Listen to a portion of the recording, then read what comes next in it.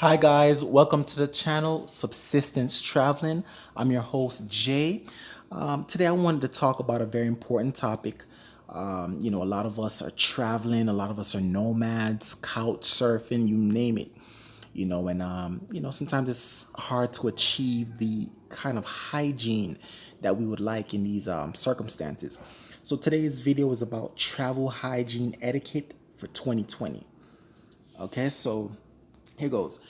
So the first tip is to avoid exotic foods. All animals were not meant to be eaten by humans and serve other purposes. Okay, a lot of these diseases, including the coronavirus, are zoologic originally.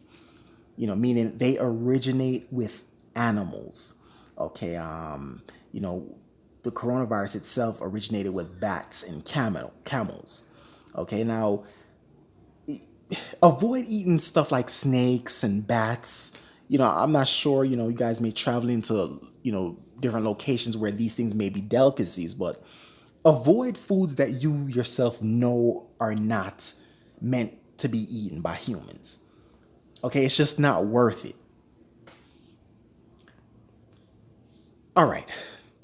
My next thing, and probably the most important thing, is water quality. And water affects everything because we're very water intensive beings. First thing, do not bathe in tap water without boiling it first. Okay, and I've experienced this firsthand. Currently I'm traveling in Colombia, and there are parts of the country where the water isn't even fit to be, the tap water isn't even fit to bathe in. You have to boil the water first, or you'll end up breaking out, or something like that. Water, you have to understand, water can seep into your skin.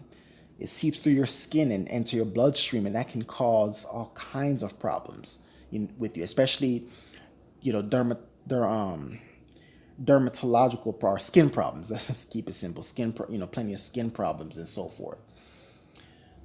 Another thing is to buy bottled water for drinking, cooking, or washing fruits and vegetables. Okay, and like I said, once the water is contaminated, everything is contaminated. Okay, so it's very important, to just use bottled water, because boiling water itself is useful, especially when you're dealing with like bacteria, pathogens, and so forth. But when you're dealing with solids, you know, washing, I mean, boiling water does nothing. Okay, so it's, especially if you're consuming it, it's best to just buy bottled water. All right. Another thing is, I just wanted to make you guys aware, coronavirus is also a waterborne virus. And that's something that's also not mentioned much in the media. But you can be exposed to it if you're exposed to contaminated water. You know, there's been, this is not anything new. This is a known fact. When you're dealing with stuff like hepatitis, rotavirus, coronavirus, a lot of these are waterborne. And when you see how rapidly this thing is spreading, you have to, definitely be careful. Another thing is, you have to use antibacterial soap when you're traveling, because once the when the water is contaminated and you wash your hands, it's almost like you're not washing your hands, because the water itself is contaminated with different pathogens and bacteria and so forth. Another thing I wanted to bring up, when you're another thing is a lot of places, they the tap water has so much chlorine that if you drink the water, it'll make you sick. So that's all another reason why you should buy bottled water. But as far as antibacterial soap, that is very important, because that's what's going to actually disinfect your hands, from all the exposure to different germs and so forth. All right, so we're dealing with surfaces. Okay, number one, disinfect surfaces. I don't trust, whenever I travel, I don't trust none of these hotels. I don't trust these Airbnb people. Disinfect surfaces. You cannot go by appearances. You know, these people will make the place look nice and make it look neat and clean when truly it's not. Make sure bed sheets and towels are properly washed. Okay, recently when I've been traveling, I always book an Airbnb with a washer and a dryer, you know, because I need to be able to wash everything that's touching my skin, because you know a lot of these people are, you know, are like that. They will leave you dirty bed sheets and dirty towels. Okay, so you have to, you know, make sure, you know, your stuff is clean. All right, another thing to take into consideration is culture. All right, you have to recognize that different cultures have different hygiene standards, okay? And I know we're in a politically correct world, but it's true.